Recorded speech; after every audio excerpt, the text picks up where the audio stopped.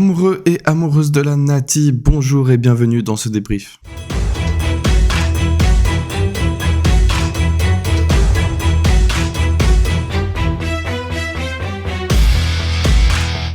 « 0-0, c'est le résultat final entre le Danemark et la Suisse pour le premier match amical en direction de l'Euro 2024. Certes, le résultat s'est soldé sur un triste nul 0-0, mais il y a quand même pas mal de choses à dire sur cette partie et les différentes choses qu'on a pu voir à l'intérieur de celle-ci. Je vais commencer avec le 11 de départ, qu'est-ce qu'on a pu observer là-dedans, également dans les remplacements qui se sont faits au cours du match.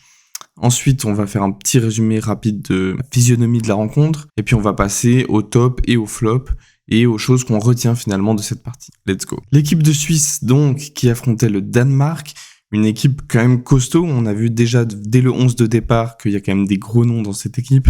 Eriksson, le petit crack en attaque, Højlund, Schmeichel, Poulsen, etc. Voilà, il y avait des jolis noms. Et surtout une équipe qui est en grande forme, comme l'a dit David Lemos au début du match. Ils étaient sur un enchaînement de 7 victoires. Alors que du côté de la Suisse, les 7 derniers matchs se sont un peu moins bien passés. C'était clairement un match test ce soir. Parce qu'au moment où on a quitté l'équipe de Suisse en décembre dernier, où on a compris que Murat Yakin visiblement allait rester à la tête de cette équipe malgré les résultats très décevants, je me suis dit, il va falloir voir en mars, avec ces 2 matchs amicaux qui seront assez révélateurs. Est-ce que Yakin est capable de relancer cette équipe ? Ou est-ce qu'au contraire, on est parti sur cette dynamique et donc on aborde l'Euro avec énormément de doutes, avec une équipe qui n'est vraiment pas en confiance et qui n'inspire aucune confiance. Donc ouais, ça permet vraiment de se situer ce match. Et en fait, à la fin de ce match, je sais toujours pas trop comment me situer avec cette équipe. On va déjà parler du 11 de départ qui a été aligné par Murat Yakin ce soir. Donc dans les cages, Yann Sommer, en défense centrale, Akanji et Fabian Schär, Widmer et Rodriguez sur les côtés. Finalement, ça s'est plutôt mué en une défense à 3 avec Rodriguez en défense centrale et Ndoye à gauche, Widmer en piston droit. Au milieu de terrain, la triplette habituelle Zakaria, Freuler, Xhaka. Et en attaque, Vargas, Ndoye et Okafor qui étaient titulaires. On peut noter quelques changements par rapport à 2023. Notamment déjà en défense, la présence de Fabian Schär. Voilà, Fabian Schär, j'ai déjà souvent évoqué son cas sur cette chaîne YouTube, mais il n'est jamais au même niveau en équipe de Suisse qu'avec Newcastle, en tout cas depuis l'arrivée de Murat Yakin. C'est assez ironique Fabian Schär parce qu'à l'époque où il était très bon avec la Suisse, il était pas terrible en club et maintenant qu'il est excellent avec Newcastle, il est invisible depuis quelque temps en équipe de Suisse. Et je trouvais que Murat Yakin avait peut-être des choses à se reprocher à ce niveau-là, étant donné qu'il accordait peu de confiance à son défenseur. Et ce soir, il a décidé de lui accorder toute sa confiance au détriment d'un Nico Elvedi qui n'a pas été non plus au top ces derniers temps et qui joue à un niveau un peu inférieur avec le Borussia Mönchengladbach. Et je trouve que l'idée est bonne. Je pense que c'est le bon moment pour tenter quelque chose et au pire on revient sur Nico Elvedi à l'Euro. On ne craint pas grand-chose en faisant ça. Je reviendrai sur la performance de chaque joueur plus tard, notamment celle de Fabian Schär. À droite, on avait le retour de Widmer après une longue période d'absence sur blessure. Au milieu de terrain, les 3 ont été alignés. Voilà, Murat Yakin, c'est assez clair que pour lui, il veut aligner les 3 depuis longtemps. Il n'est pas fan de l'idée de mettre Shaqiri en 10 et clairement il a l'air de vouloir garder ce fonctionnement-là. Sur certaines périodes c'était plutôt Freuler qui était mis un peu presque en 10 et à d'autres moments c'est plutôt Zakaria qui avait la liberté offensive. Dans tous les cas c'est Xhaka qui restait devant la défense avec un peu ce rôle de maestro. Et en attaque c'est là où se sont fait les surprises.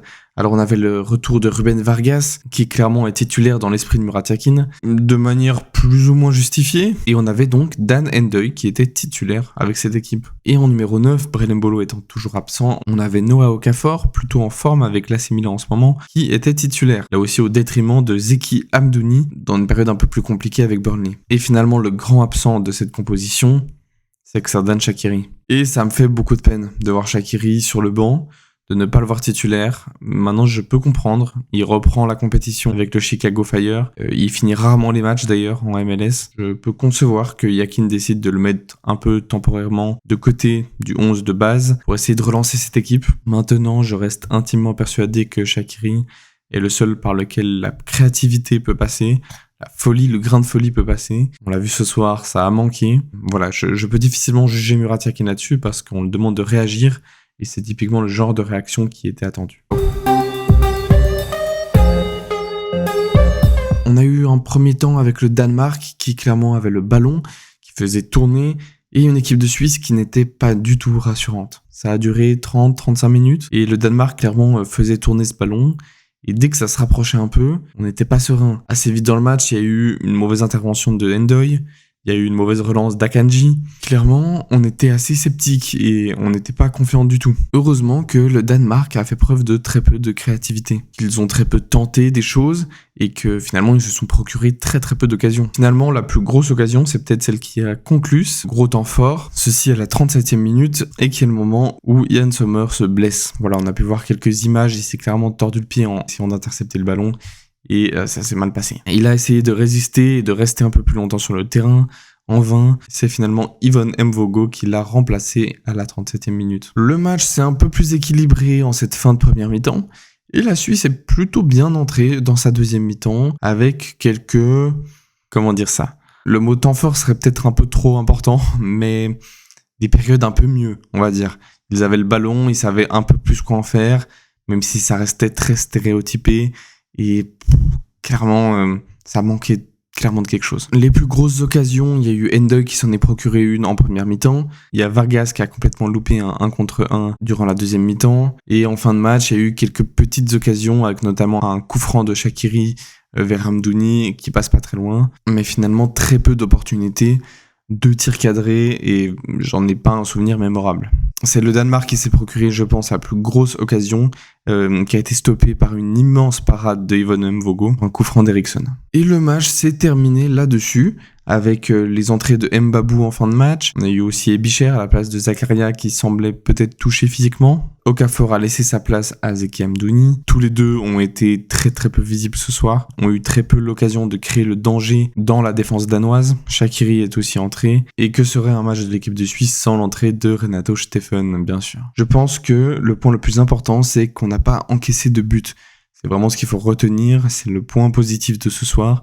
C'est que même en fin de match, là où c'était vraiment notre point faible, on n'a pas encaissé, on a gardé notre cage inviolée, c'est une très bonne chose. Maintenant, il y a clairement un manque d'efficacité et de créativité offensive, il y a un vrai manque technique.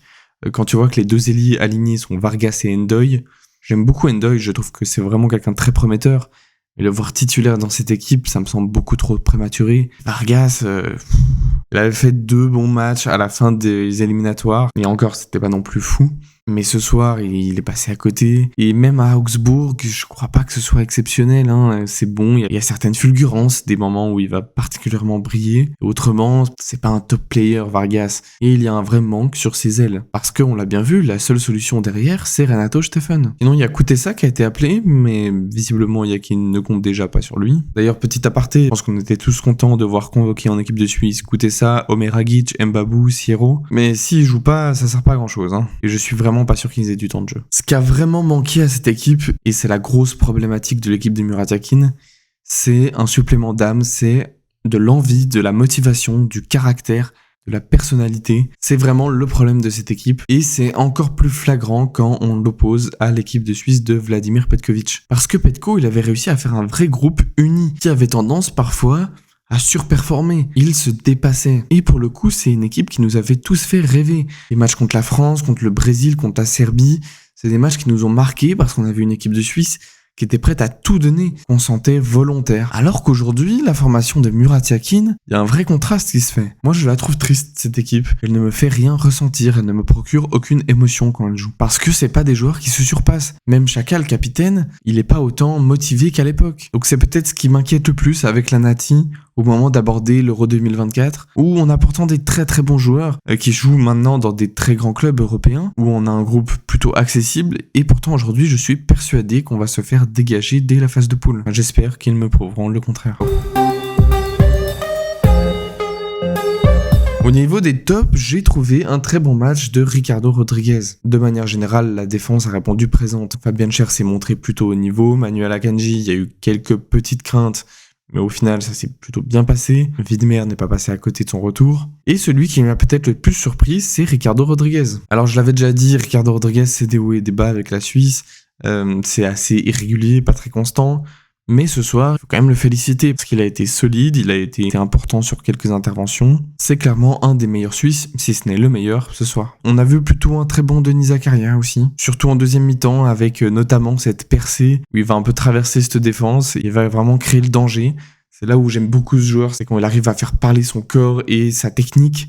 Et là, ça devient très impressionnant. Il a été en tout cas un peu plus marquant que son coéquipier au milieu de terrain, Remo Freuler, qui, comme souvent pour le joueur de Bologne, a été assez discret. J'ai cité avant, mais Mvogo a tenu la baraque et je le félicite tout à fait pour ça. Et même si ça a duré très peu de temps, j'ai trouvé une bonne activité de la part de Mbabou sur son côté droit. Les joueurs qui, au contraire, m'ont déçu, je parlerai de Vargas encore une fois. Okafor, certes pas très aidé par ses coéquipiers, a touché très peu de ballons, a très peu vu ce soir Okafor. Ndoye s'est plutôt bien débrouillé pour une première vraie titularisation. Chaka a été plutôt discret lui aussi. Et au niveau des entrants, pas grand chose à dire sur Ebicher. On n'a pas beaucoup vu Shaqiri non plus. Et on a un peu trop vu Renato Steffen. Je crois qu'on aurait tous préféré voir coûter ça. Mais bon, ça c'est quelque chose qui changera visiblement jamais. Je sais pas trop quoi penser de ce match. Je pense que le résultat est plutôt positif.